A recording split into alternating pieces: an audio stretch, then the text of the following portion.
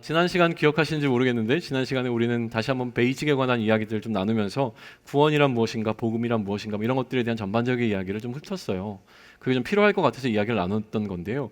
구원이 무엇인가라고 하는 것에서 좀 기억나시는 부분이 있습니까? 구원을 우리는 이제 여러 가지 상황에 맞게 여러 가지 또 표현들을 통해서 구원과 관련되어 있는 다양한 표현들을 좀 훑어봤었습니다. 이런 거죠. 구원이란 무엇인가라고 하는 것은 구원받았다고 하는 것은 영생을 얻었다는 것과 같은 의미다 라는 이야기를 했었고요. 네, 영생이라고 하는 것은 그냥 우리의 생명이 영원토록 그냥 연장되어 가는 것을 의미하는 것이 아니라 영생이라고 하는 것은 하나님 나라에 우리가 하나님과 영원토록 함께 사는 것을 이야기한다고 했습니다. 그러니 구원을 받는다는 것은 영생을 얻는다는 것이고, 영생을 얻는다는 것은 하나님의 나라에 들어간다는 것을 의미합니다. 또 그렇게 하나님 나라에 들어간 자가 이 땅에서 살아가는 방식은 무엇이냐면 예수 그리스도의 제자로 살아가는 삶을 살아가는 것이죠. 그러니 예수 그리스도의 제자가 된다는 것, 하나님 나라 백성이 된다는 것, 또 영생을 얻었다는 것은 전부 다 구원을 받았다라고 하는 것의 또 다른 표현으로 이해할 수 있다라는 것이 지난 시간에 우리가 함께 나눴던 이야기였는데 기억이 완전히 잘 나시죠? 네, 그거 잊지 않고 갔으면 좋겠습니다. 그런데 오늘 뭐 지난 시간에도 여전히 얘기했지만 오늘 이제 베드로가 조금 더 강조하고 있는 것은 무엇이냐면 그 구원에 이르도록 자라가라는 표현을 사용하고 있어요. 그러니까 성경은 사실은 이제 두 가지를 다 이야기합니다. 우리가 이미 구원을 받았다라고도 이야기하고 구원에 이르도록 자라가라라고도 이야기를 해요. 그러니까 이미 구원은 완성된 것으로 이야기하기도 하고 미완성되어 있는 것처럼 이야기도 하는 것이 성경에서 나오기는 구원을 향한 두 가지의 설명입니다. 왜냐하면 이제 이미와 아직이라고 하는 긴장이 좀 존재하기 때문에 그래요. 자라간다라고 이야기를 했을 때 느껴지는 것은 무엇이냐면 뭔가 생명력이 있는 것이 느껴집니다. 자라간다는 것은 생명력을 갖고 있는 것이죠. 그러니 여기서 뭔가 느껴지는 것은 유기체와 같은 느낌을 받게 되어지는데 이 어떤 유기체적인 느낌을 계속 끌어안고서 베드로가 오늘 우리에게 구원에 관한 어떤 설명들을 하고 있어요.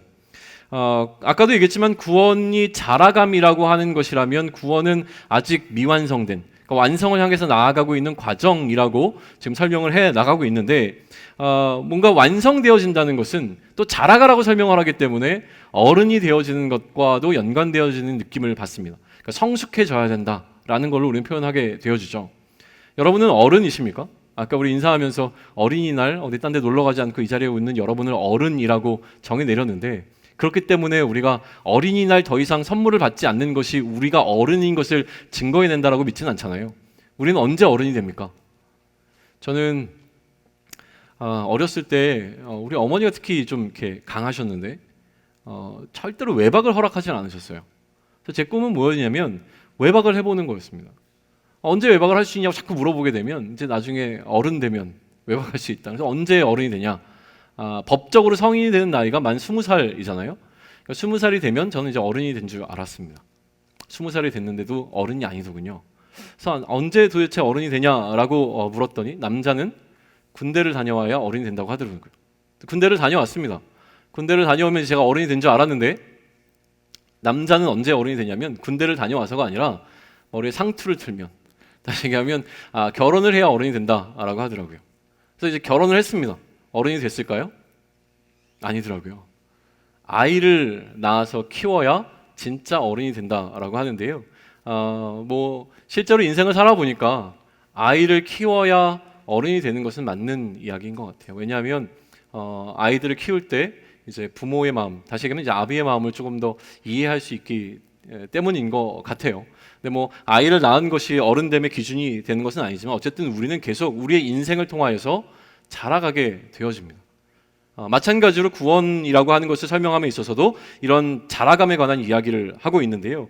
어디에 이르도록 자라가라고 이야기냐면 바울 같은 경우에는 그리스도의 장성한 분량에 이르도록 자라가라라고 이야기를 합니다. 그러니까 다시 얘기하면 그리스도를 닮아가는 것을 통하여서 우리는 자라가야 한다는 것을 설명하고 있는 것이죠.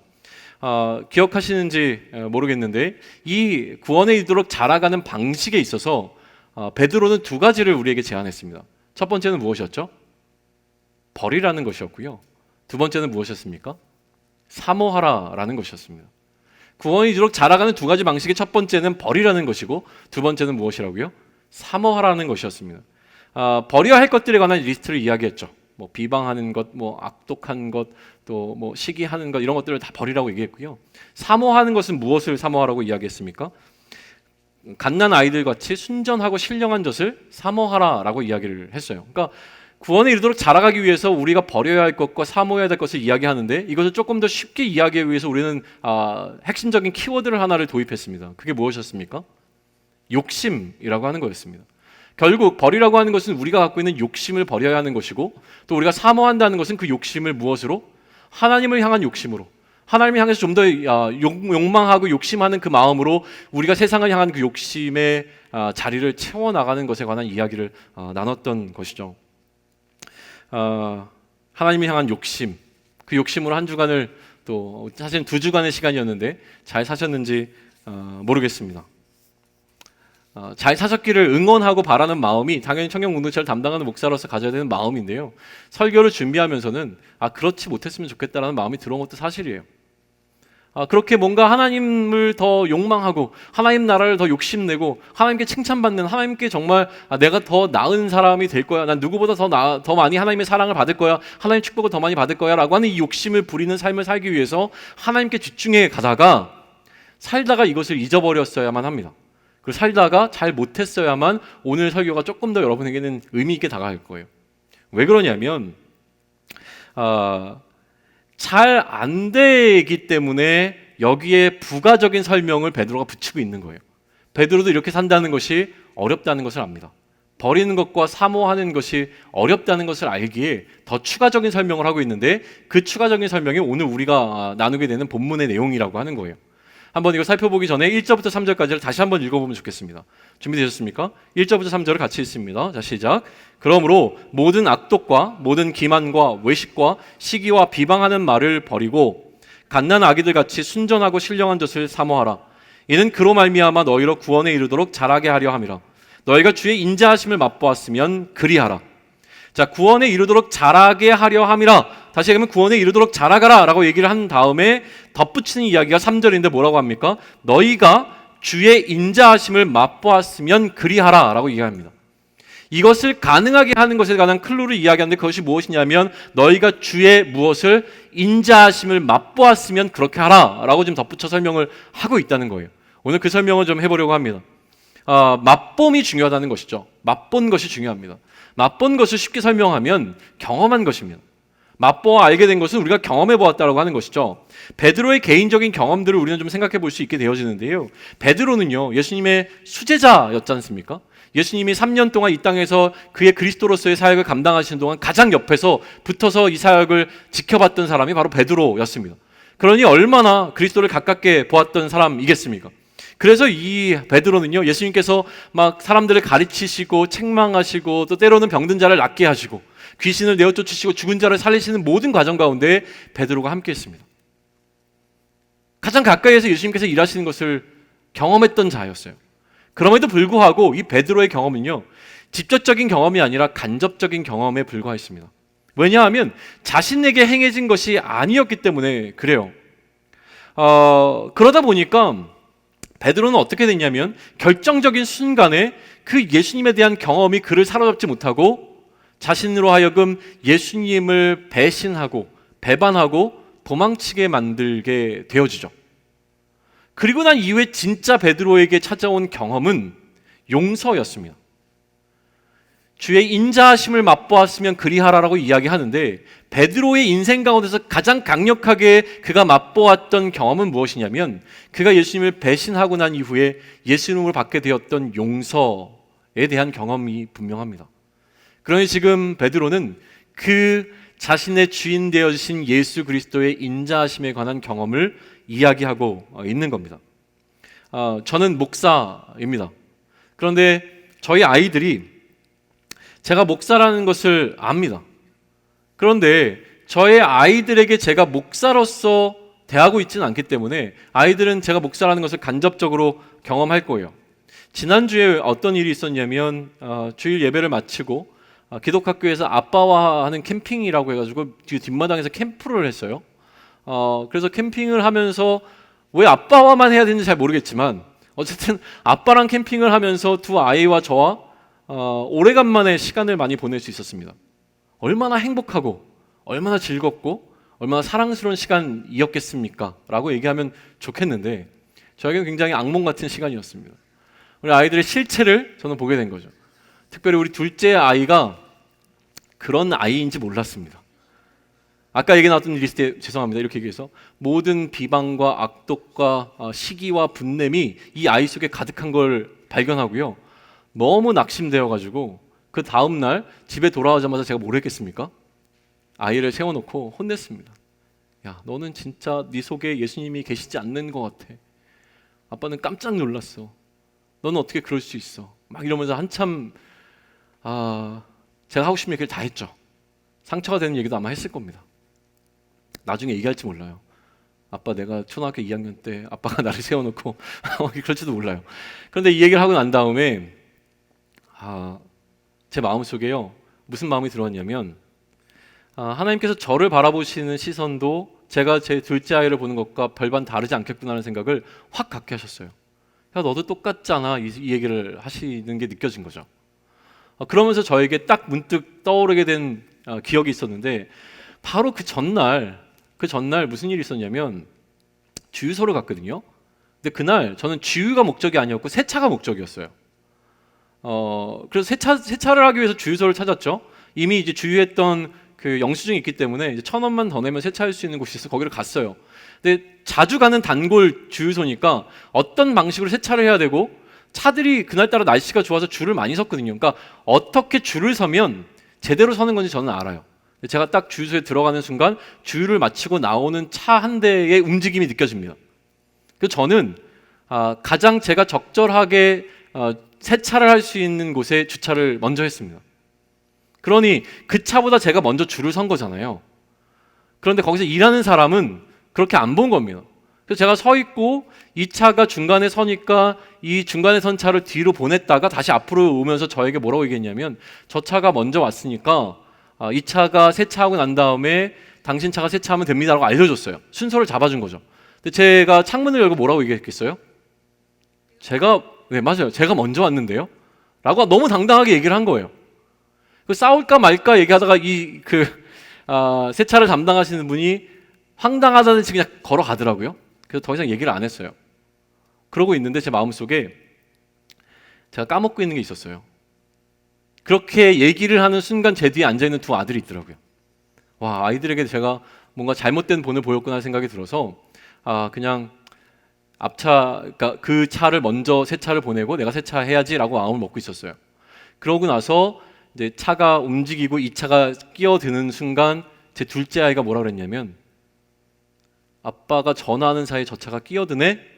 라고 얘기를 한 거예요. 그 순간 저는 굉장히 많이 회개할 수밖에 없었습니다.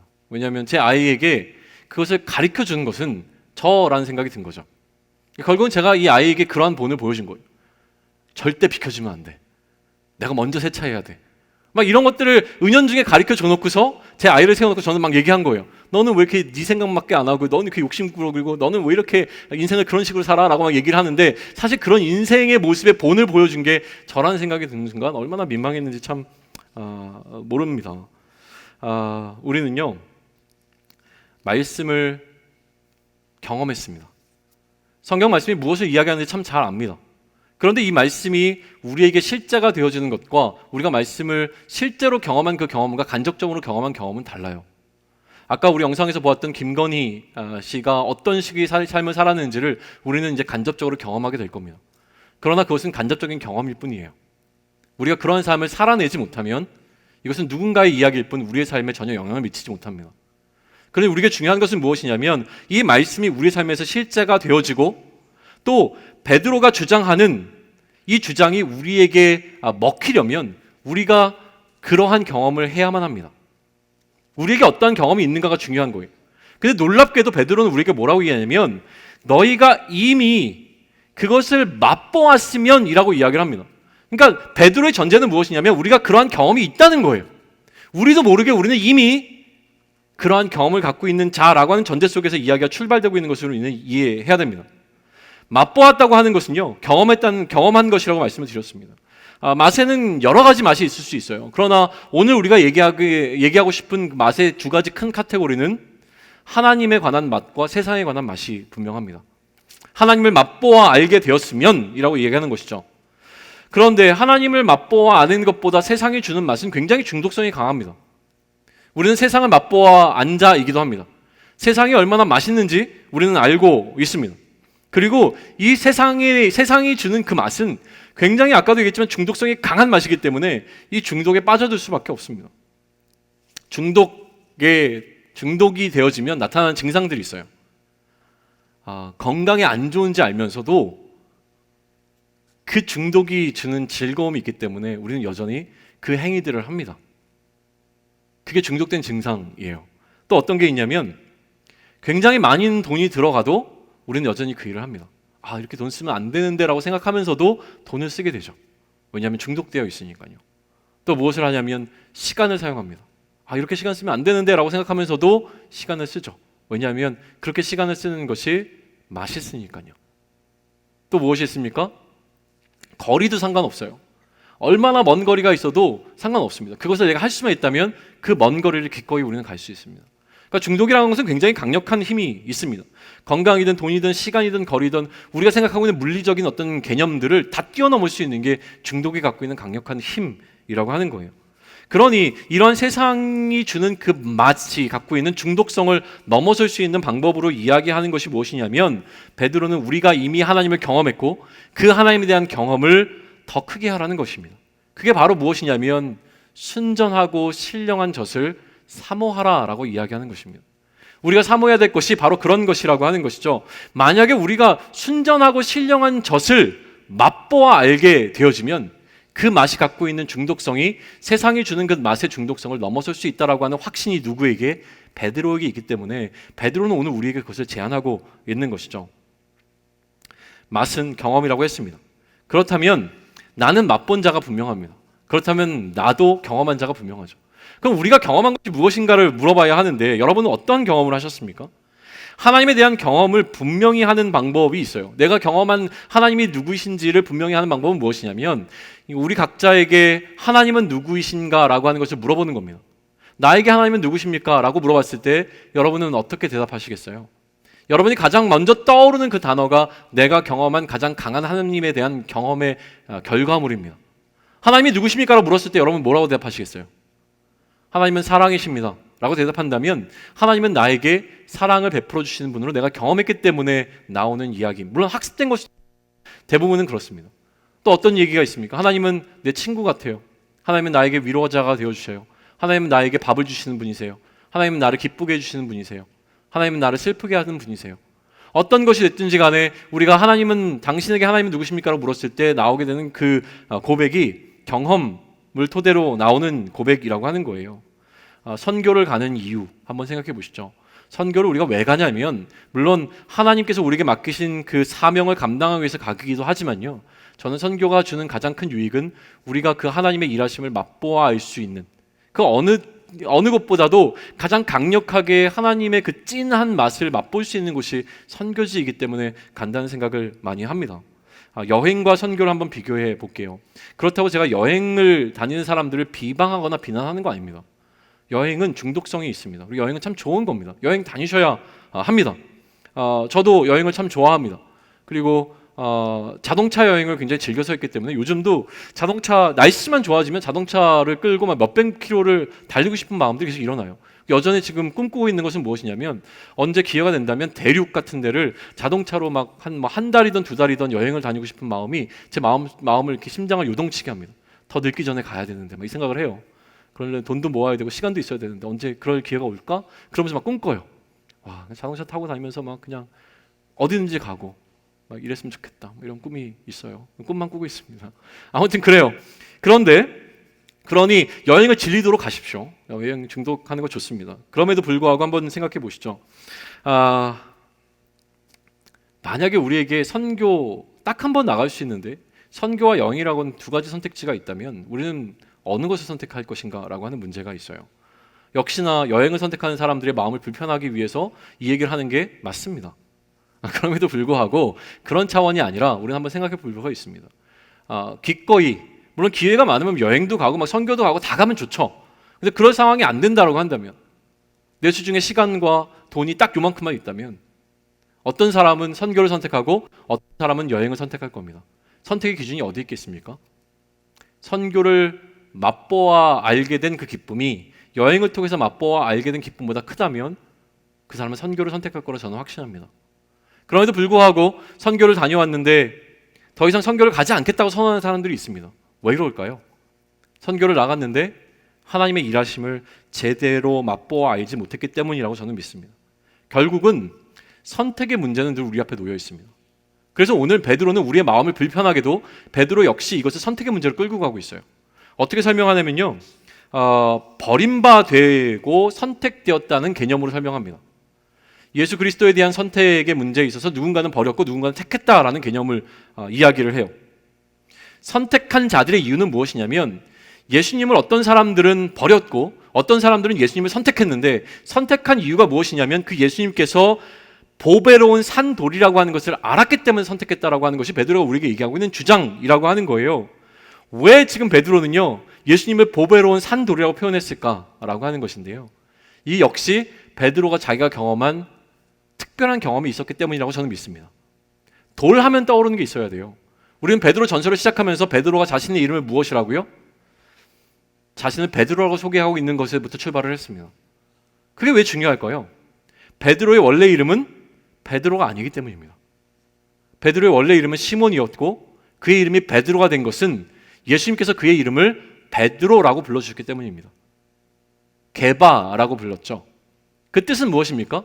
게바와 베드로가 갖고 있는 뜻은 반석인데 이것이 주어진 상황에 베드로가 예수님을 향하여 너는 나를 누구라고 생각하느냐라고 물으셨을 때 베드로가 주는 그리스도시요 살아계신 하나님의 아들이십니다라는 고백을 했을 때 내가 이 반석 위에 교회를 세우겠다라고 하시는 예수님의 약속, 그리고 베드로 향하여 너는 반석이라고 하셨던 그 경험이 지금 베드로를 움직이고 있는 겁니다. 그런데 베드로는요 자신을 예수님께서는 돌이라고 부르셨는데 반석이라고 부르셨는데 지금 베드로는 누구를 돌이라고 부르냐면 예수님을 돌이라고 부르며 산돌이라고 예수님을 표현하고 있는 것을 우리는 주목해 볼 수 있습니다. 왜 그러냐면 생각해 보세요. 베드로는 예수님께서 왜 자신을 반석이라고 부르셨을까? 이 반석 위에 교회를 세우겠다고 하시는 이야기는 무엇이었을까? 그 젊은 시절부터 계속 고민해 왔을 겁니다. 삶을 살아가면서 계속 예수님께서 왜 나를 반석이라고 부르셨고 왜 나를 돌이라고 부르셨고 그리고 왜 나의 이 고백 위에 교회를 세우겠다고 하셨을까라고 하는 것을 고민을 안 할 수가 없죠. 여러분이라면 고민 안 하겠습니까? 예수님께서 특별히 여러분에게 주신 이름이 있습니다. 날마다 씨름하며 도대체 이게 무슨 의미일까를 고민하다가 그가 깨달은 것은 이것이라고 하는 겁니다. 그의 인생 가운데 찾아오게 된 깨달음이라고 하는 것이죠. 그는 그 깊은 묵상 가운데서 예수님을 산돌로 고백하게 되는 것이 오늘 본문 속에 들어있는 내용이라고 하는 거예요. 왜 그러냐면 그 반석 위에 교회가 세워지는 것에 대한 개념들인데 오늘 이걸 다 설명할 수는 없습니다. 간략하게 넘어갑니다. 이 돌은요, 이 돌 위에 교회를 세운다는 것과 연관이 되어 있고 교회는 예수님의 몸입니다. 그러니 이 돌 위에 세워지는 것은 예수님의 몸인 교회라고 하는 것이죠. 그러니까 예수님처럼 세워지는 겁니다. 그래서 지금 베드로는 뭐라고 얘기하냐면 우리가 그 산돌에게로 나아가 예수님처럼 우리도 세워져야 된다라는 이야기를 하고 있는 거예요. 그러니까 예수님도 돌이고 우리도 돌이라는 개념을 설명을 하는 겁니다. 우리가 돌인 것은 우리만이 돌이 아니라 누구도 예수님께서도 돌인데 그러면 이 돌로서 우리가 어떤 역할을 감당해야 될 것인가라고 하는 베드로 자신만의 깨달음을 우리에게 설명해 주고 있는 거예요. 이거를 좀 더 설명을 합니다. 이 일을 위해서 우리가 해야 될 것은 무엇이냐면 먼저 나아가라고 얘기합니다. 그 산들께로 나아가라고 얘기하는데요, 이 나아간다는 것은 무엇이냐면 그 예수님을 믿는 믿음이 필요한 겁니다. 누군가에게는 이 돌을 버려버리는 행위, 그러나 누군가에게는 이 돌을 선택하는 행위가 필요하듯이 이 돌에게 나아간다는 것은 이 돌을 선택하는 행위라고 하는 게 깔려 있는 거예요. 이 돌을 무시하고 버려버릴 것인가 아니면 이 돌을 선택할 것인가의 문제에 있어서 우리는 이 돌을 선택하는 것에 관해서 먼저 이야기를 합니다. 다시금 이 돌을 선택한다는 것은 그를 믿는 것을 이야기하고요, 돌을 선택하지 않는 것은 그를 믿지 않음을 이야기합니다. 그래서 이 나아감을 통해서 두 가지를 이루라고 얘기하는데 첫 번째는 무엇이냐면 이 돌에게로 나아감으로 말미암아 우리 또한 신령한 집으로 세워져야 된다라는 설명을 하고요, 두 번째는 무엇이냐면 이렇게 세워진 신령한 집에서 우리가 신령한 제사를 드려야 하고 이 신령한 제사를 위한 제사장이 되라라는 설명을 베드로는 하고 있는 겁니다. 자, 이 돌이 보배로운 산돌이라고 하는 것을 인정함으로 이 돌에 나아가 우리가 이 돌과 함께 어떻게 교회로서 세워져 나가야 하고, 이 교회 속에서 무엇을 하나님을 향한 예배를 드려야 하고, 이 예배를 위해 우리는 무엇을 제사장이 되라는 이야기를 하는 겁니다. 저는 요즘 저 역시도 제가 고민하고 있는 주요한 키워드가 청년과 교회, 공동체 이런 것들이 아니겠습니까? 인생을 살아가면서 하나님께서 저에게 이 생각들을 많이 다듬어 주고 계세요. 그런데 이 생각들을 굉장히 많이 다듬고 있는데 어느 정도 시간이 지나면 제가 결론적으로 여러분에게 이야기할 수 있는 부분이 있을 것 같습니다. 아마도 다음 주 정도에는 이야기 어느 정도 윤곽을 얘기하고 싶은데요. 마찬가지로 베드로의 인생을 통해서 하나님께서는 그에게 이러한 깨달음을 허락해 주신 것이죠. 새로운 개념의 교회를 이야기하고 있는데요. 간략하게 얘기하면 이렇습니다. 예수님이 모퉁이 돌이 되어지는 교회입니다. 예수님께서 모퉁이 돌이 된다는 것은 무엇이냐면 그것이 모퉁이 돌의 놓임으로 말미암아 건물을 세우는 기준점이 되어집니다. 이 모퉁이 돌이 바르게 되어 있어야 한쪽으로 벽이 세워지고 다른 쪽으로도 벽이 올바르게 세워질 수 있는데, 모퉁이 돌의 각도가 달라지게 되면 그 건물이 완전히 틀어지게 된다라고 하는 원리인 것이죠. 그러니 예수님께서 기준이 되어지는 모퉁이 돌이라고 하는 것은, 예수님께서 모퉁이 돌이 되신다는 것은 예수님이 기준점이 되어져서 이 예수님으로 말미암아 우리가 삶을 살아갈 수 있게 되어진다는 것이죠. 그럼 우리 또한 이러한 모퉁이 돌이 되라고 이야기하시는 겁니다. 그럼 우리 일상 가운데서 우리가 거하는 그 모든 곳에서 예수님처럼 모퉁이 돌이 되어야 되는 겁니다. 우리 일상에서 만나게 되는 많은 사람들에게 우리가 기준점이 되어지는 것을 통하여서 올바로 벽을 세울 수 있고 올바로 건물을 지을 수 있는 모퉁이 돌의 역할을 우리 또한 감당하라고 얘기하는 것입니다. 그래서 우리로 하여금 그것에서 무엇을 하나님을 예배하도록 하고 이 예배를 인도하는 제사장, 다시 얘기하면 예배의 인도자가 되라고 하는 이야기를 베드로는 하고 있는 것이죠. 베드로는 이것이 얼마나 어려운지 알고 있어요. 그래서 믿지 않는 자들에 관한 이야기를 합니다. 믿지 않는 자들은 반드시 존재하고 믿을 수 없는 것이 이야기라고 하는 것을 인정하고 있어요. 그래서 뭐라고 얘기하냐면요, 말씀에 순종하지 않는 자들에 관한 이야기를 해요. 이들에게 예수는 그리스도가 아닙니다. 오로지 걸려 넘어질 뿐이에요. 그래서 이렇게 걸려 넘어지게 되는 불편함을 갖고 있는 어떤 사람들과 다르게 우리들을 향하여서 주고 있는 겉면은 바로 이것이라고 하는 거예요. 뭐라고 얘기하냐면 그러나 너희는 이라고 얘기합니다. 세상에는요, 예수님을 그리스도로 인정하지 않는 수많은 사람들이 존재한다. 예수님을 그리스도로 믿지 않는 사람들이 너무나 많이 존재할 거다. 그런데 그러나 너희는 달랐으면 좋겠다. 그들은 건축자의 버린 돌처럼 예수님을 버려버렸고, 그렇게 버린 돌은 그냥 길 가다가 걸려 넘어지고 거치는 돌일 뿐인데 너희는 달랐으면 좋겠다는 이야기를 합니다. 그러나 너희는 달라야 된다 라는 조언을 우리에게 주고 있는 것이죠. 그들은 그 돌에 부딪히고 걸려 넘어지지만 그러나 너희는 달라야 한다. 너희가 달라야 하는 이유는 무엇이냐면 그들은 불순종했지만 너희는 순종해야 하기 때문이라는 이야기를 하고 있는 것이죠. 그리고 9절과 10절에서 우리가 어떻게 다른지를 설명합니다. 우리 9절과 10절을 한 목소리 같이 한번 읽으면 좋겠는데요. 중요한 구절이니까 꼭 찾으시고 같이 읽으실까요? 찾으셨습니까? 같이 읽습니다. 시작. 그러나 너희는 택하신 족속이요 왕같은 제사장들이요 거룩한 나라요 그의 소유가는 백성이니 이는 너희를 어두운 데서 불러내어 그의 기이한 빛에 들어가 계신 이의 아름다운 덕을 선포하게 하려 하심이라. 너희가 전에는 백성이 아니더니 이제는 하나님의 백성이요 전에는 긍휼을 얻지 못하였더니 이제는 긍휼을 얻은 자니라.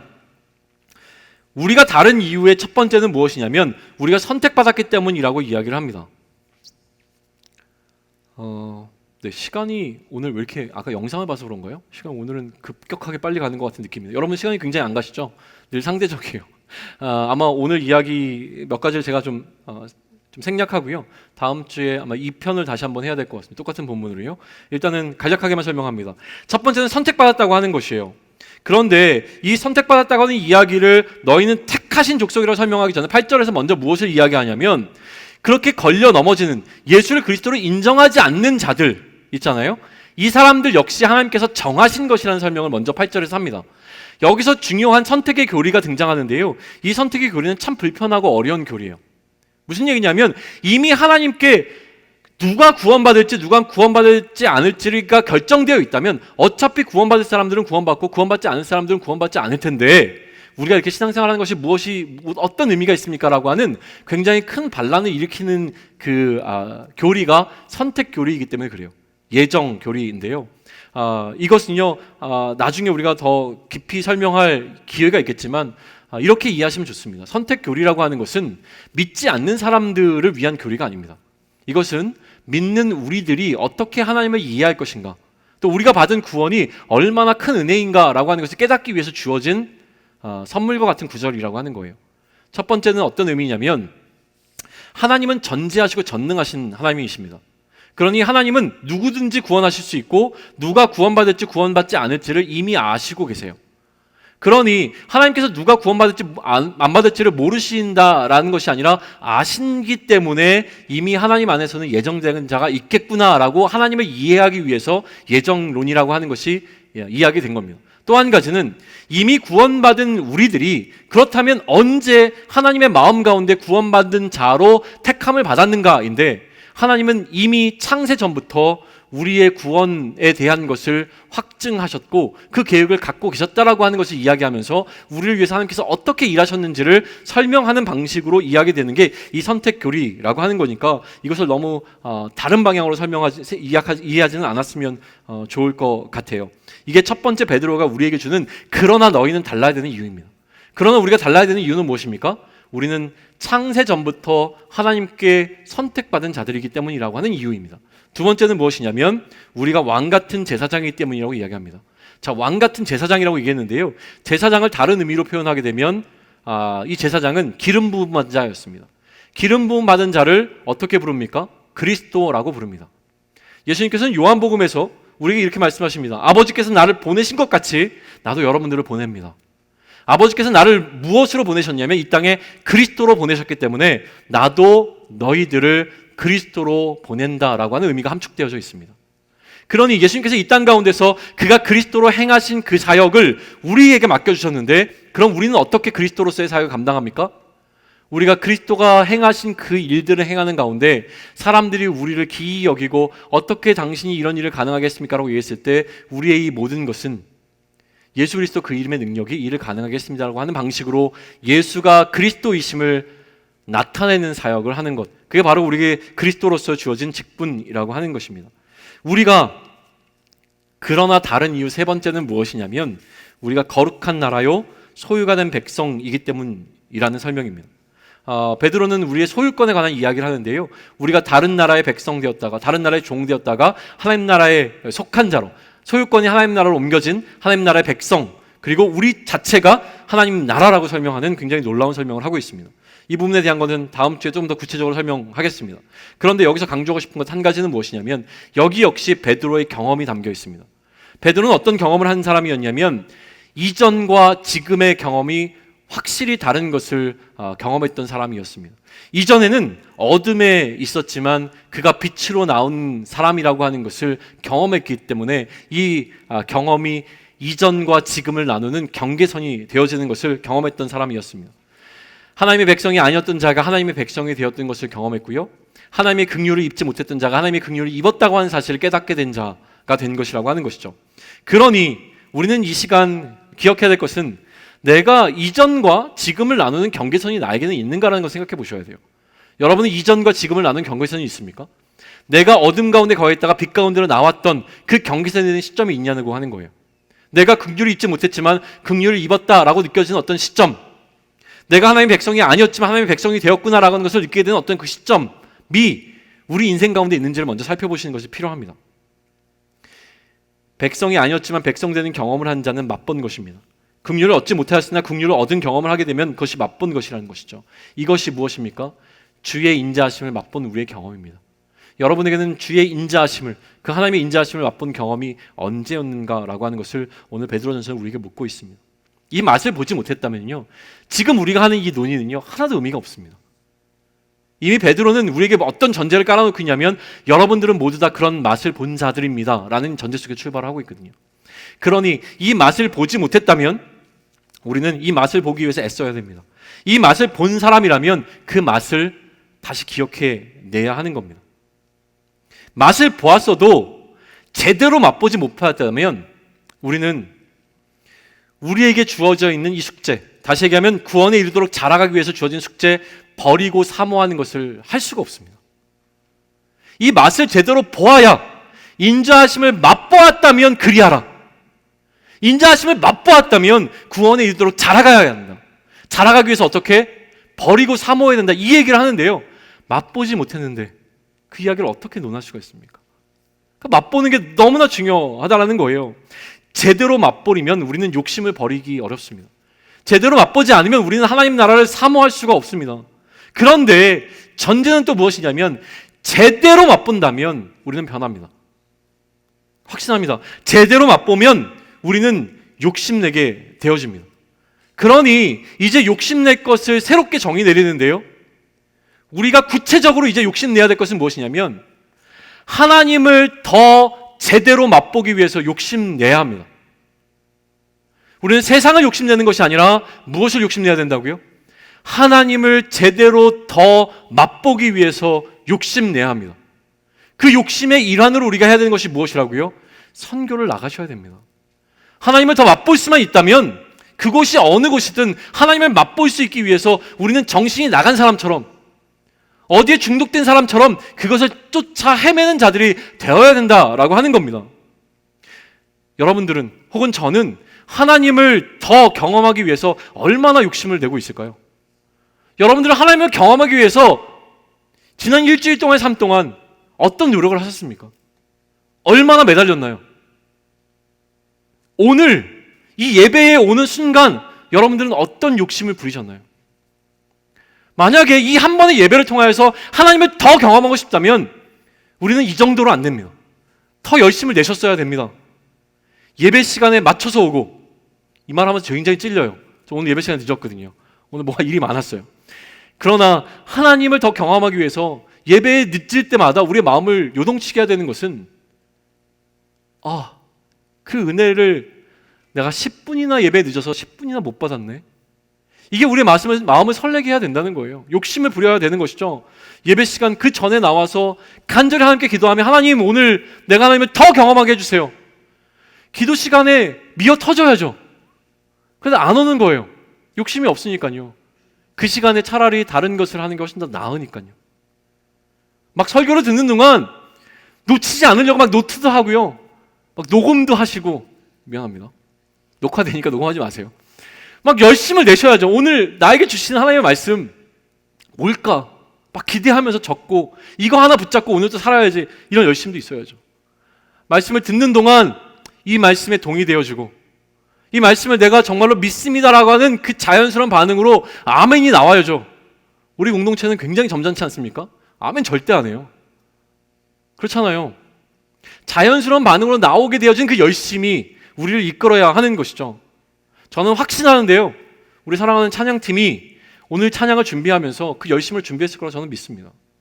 찬양을 드리는 그 순간 여러분들이 더 하나님 앞에 진정으로 찬양하기 위해서 연습한 것이고, 그런 찬양을 드리기 위해서 전심으로 더 앞에서 이 예배의 인도자로서의 책임을 다하는 것이죠. 자신들이 뭐 이거 한다고 해서 뭐 나아질 것이 없는데요. 저한테 칭찬을 받는 것도 아니고, 뭐 제가 뭐 밥을 맛있는 거 사주는 것도 아니고, 돈을 주는 것도 아니고, 뭐에 대한 열심입니까? 예배에 대한 열정과 열심으로 여기 나와서 수고하고 있는 사람들이잖아요. 그렇죠? 아멘. 졸지 말고 아멘. 그런 거예요. 음향팀도 마찬가지죠. 다 그 수고를 하면서 우리는 모이는 겁니다. 그 열심이 우리로 하여금 예배 가운데로 나가게 되는 것이죠. 앞자리로 나오라고 그렇게 얘기하는데 앞자리로 안 나와요. 뭐 구원이 앞자리만 있습니까? 뒷자리도 있습니다. 은혜가 앞자리만 있습니까? 뒤에도 있습니다. 인정합니다. 그런데요, 잘 생각하셔야 됩니다. 겉으로 보여지는 모습이 우리의 마음을 우리의 마음이 전부라고 우리는 이해할 수 없어요. 막 앞에 나와서 열심히 듣고 막 설교 말씀을 적고 막 아멘 열심히 하고 막 일어나서 목사님 그렇습니다 막 흑인들처럼 막 이렇게 예배드리고 막 이런 모습을 보인다고 해서 그 사람이 신앙이 좋다고 우리는 얘기할 수 없어요. 그런데 우리에게 하나님을 향한 열정과 하나님을 향한 마음이 있다면 그 마음이 우리의 태도를 통해서 나타난다고 하는 것을 부인할 수는 없잖아요. 여러분들 마음을 좀 살펴보십시오. 여러분들 마음이 어디에 있는가라고 하는 것이에요. 그런데 우리가 이렇게 머리로 이해하고 있는 것을 행하지 못하는 이유는 무엇일까요? 마지막입니다. 이것만 이야기하고 얘기를 정리하려고 하는데요, 우리의 신앙적인 사고는요, 이렇게 하는 것이 맞다고 얘기해요. 막 찬양할 때 미친 듯이 뛰면서 찬양하고 싶고, 말씀을 들을 때 아멘 막 이러면서 막 흑인들 예배 드리는 거 봤어요? 뭐 yes pastor 막 이러면서 막 예배하거든요. 막 미쳐요, 막 사람들이. 막 저는 설교하다가 누가 그러면 막 신경이 빼앗길 것 같은데 막 예배가 너무 뜨겁습니다. 그들의 표현 방식이죠. 그 얘기 자꾸 왜 하고 있는지 모르겠는데 아무튼 그래요. 그러니까 우리의 신앙적 사고는 그래야 될 것 같아요. 막 앞에 나와서요 예배도 막 열심히 드리고 우리끼리 막 찬양 진짜 뜨겁게 하고 그 느낌이 어떤 건지 우리 다 알아요. 모릅니까? 근데 그 느낌은 언제만 느낄 수 있는 거예요? 부흥회 때만, 수련회 때만 느낄 수 있는 느낌인 거죠. 평상시 예배 때는 그렇게 하면 안 돼요. 절대로 그러면 안 돼요. 아멘도 하면 안 되고요. 일어나서 찬양하면 안 되고요. 막 일어나서 기도하자 그럴 때는 나는 슬그머니 앉아야 돼요. 다리가 아프니까요. 이게 우리의 모습이라고 하는 것이죠. 죄송합니다. 왜 이렇게 흥분해서 강하게 얘기할지 모르겠는데, 그런데 우리의 실제 왜 이런 우리의 믿음이 반영되지 못하는가에 대해서 베드로가 굉장히 흥미롭게 이야기를 하고 있는 부분이 있어요. 뭐라고 얘기하면요. 잠깐 한번 찾아볼까요?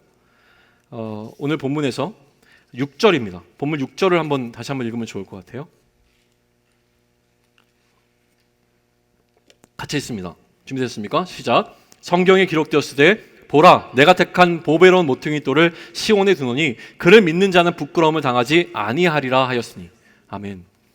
여기 이 본문은요 이사야서 28장 16절의 내용이에요. 근데 제가 읽어드릴게요. 그러므로 주 여호와께서 이같이 이르시되 보라 내가 한 돌을 시온에 두어 기초를 삼았노니 곧 시험한 돌이요 귀하고 견고한 기초돌이라. 그것을 믿는 이는 다급하게 되지 아니하리로다. 이사야서에는요 다급하게 되지 않는다고 표현했는데 베드로는 굳이 이것을 무엇으로 바꿨냐면 부끄러움을 당하지 않게 될 것이라고 이야기를 합니다. 많은 학자들이 동의하는 것은 무엇이냐면요 시편 34편 5절에 나와 있는 내용이에요. 그것도 제가 읽어드릴게요. 그들이 주를 앙망하고 광채를 내었으니. 자, 앙망한다는 건 뭐예요? 소망하는 거예요. 주님을 너무나 간절히 바라는 거예요. 사모하는 겁니다. 하나님을 향해서 욕심을 내는 거예요. 하나님을 너무나 욕심내고 있는 이 사람들이 광채를 내었으니 그들의 얼굴은 부끄럽지 아니하리로다. 그래서 이 두 구절을 베드로는 의도적으로 합쳤다라고 이해합니다. 뭘 얘기하기 위해서요? 부끄럽지 않음에 관한 이야기를 하기 위해서요. 이 베드로 전서를 수신하는 어떤 사람들에게 그렇게 주님을 향하여 앙망하고 주님을 욕심내고 사모하는 이런 행동들이 부끄러움을 당하는 것이라고 생각했던 사람들이 있었음이 분명합니다. 그러니 베드로가 우리에게 오늘 설득하는 겁니다. 괜찮아. 그렇게 사는 거 부끄러운 거 아니야. 그 얘기를 하고 있는 거예요. 우리가 욕심을 버리지 못하는, 우리가 세상에 어떠한 욕심들을 버리지 못하는 이유는 무엇입니까? 그것들이 없으면 부끄럽게 느껴지기 때문에 그래요. 그리고 오히려 미련한 것처럼 여겨지는 십자가의 도를 따라가는 것이 너무나 부끄럽기 때문에 그런 것이죠.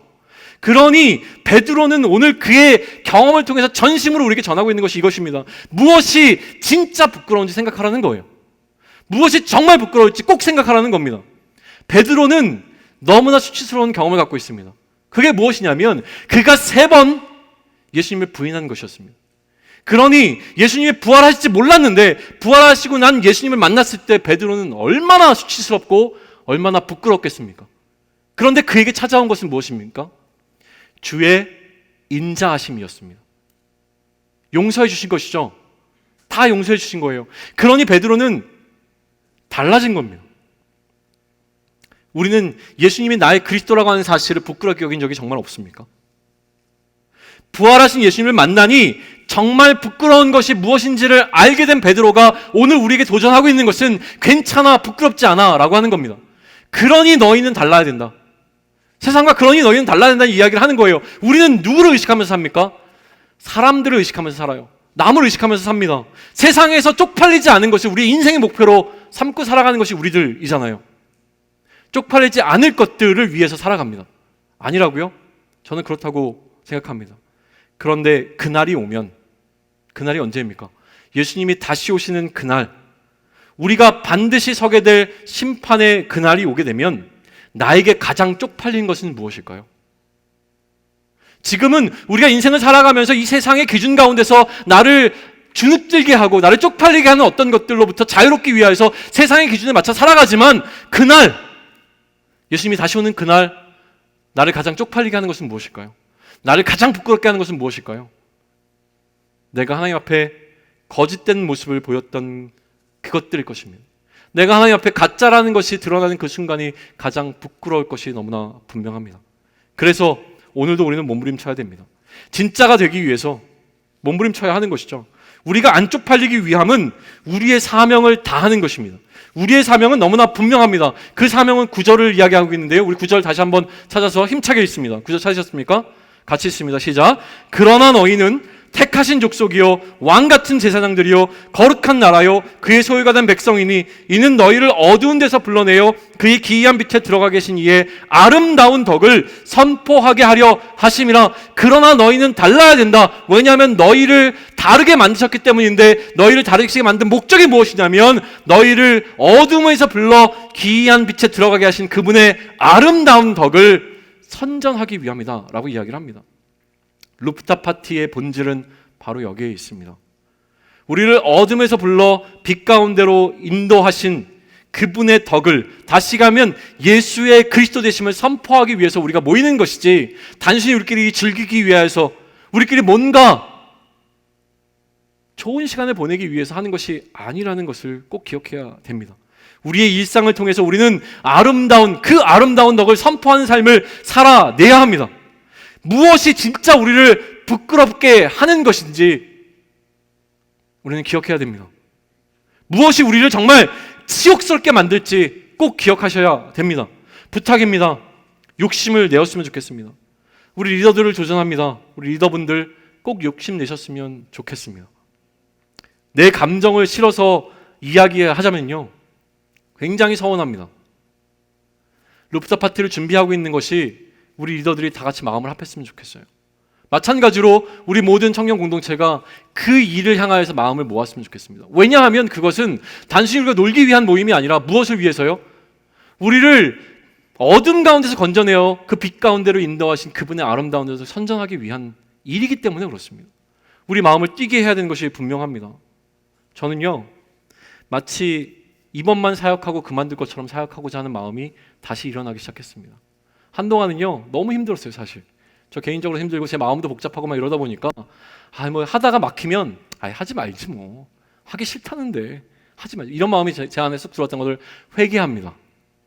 근데 다시 저에게 마음을 주신 것은 무엇이냐면, 여러분에게 나이스한 목사가 되는 거 참 필요할 거고요, 우리 리더들에게 굉장히 상식이 통하는 목사라는 인정을 받는 것도 참 필요할 것 같습니다. 그런데 그것보다 저의 마음을 앞서게 했던 것은 무엇이냐면, 나중에 하나님 만났을 때 제가 이곳에서 사역했던 그 사역의 시간이 부끄럽지 않았으면 좋겠다는 생각이 들었습니다. 그래서 욕먹는 목사가 되기를 결정했습니다. 막 몰아칠 거예요. 막 채찍을 막 휘두르고요. 빨리 안 뛸 거야 막 이러면 죄송합니다. 분위기가 제 식은 열정이 문제라는 생각이 들었습니다. 저희 아이에게 제가 좋은 본을 보이지 못했던 것처럼 우리 공동체가 제대로 열정을 뿜지 못하는 이유는 마찬가지로 저뿐만이 아니라 우리 리더들이 이 공동체를 향한 열정이 사라졌기 때문이라고 저는 믿습니다. 그러니 판은 우리가 만듭니다. 루프탑 파티 2주 남았습니다. 이것이 어떻게 되어질지는 우리가 결정합니다. 누군가가 만들어 놓고 우리가 평가하는 자리가 아니라 우리가 스스로 만들어 나가야 되는 자리가 분명합니다. 우리는 이 시간을 통하여서 우리가 다르다라고 하는 것을 증명해낼 수 있으면 좋겠습니다. 베드로는 우리에게 얘기합니다. 누군가에게는 보배로운 산돌을, 누군가는 거친 돌이라고 생각을 했다. 그런데 너희는 달랐으면 좋겠다라고 하는 것이 분명합니다. 너희는 달라야 된다. 왜냐하면 너희의 정체성은 그것이기 때문이다. 뭐라고 얘기합니까? 너희는 택하신 족속이요 왕같은 제사장이요 거룩한 나라요 그의 소유가 난 백성이니 그러므로 너희는 달라야 된다. 오직 너희가 해야 되는 것은 무엇이다? 그의 아름다운 덕을 선전하는 일을 행해야 된다라는 이야기를 하고 있습니다. 우리의 일상을 통하여서, 우리의 매일의 삶을 통하여서 그것을 나타낼 수 있는 자들이 우리가 되었으면 좋겠습니다. 진짜 부끄러운 것이 무엇인지를 우리는 생각해 보고요, 우리가 다시 한번 욕심을 내볼 수 있으면 좋겠습니다. 하실 수 있겠습니까? 아멘. 고맙습니다. 우리 일어나서요 찬양하면서 다시 한번 우리의 마음을 정돈하도록 하겠습니다.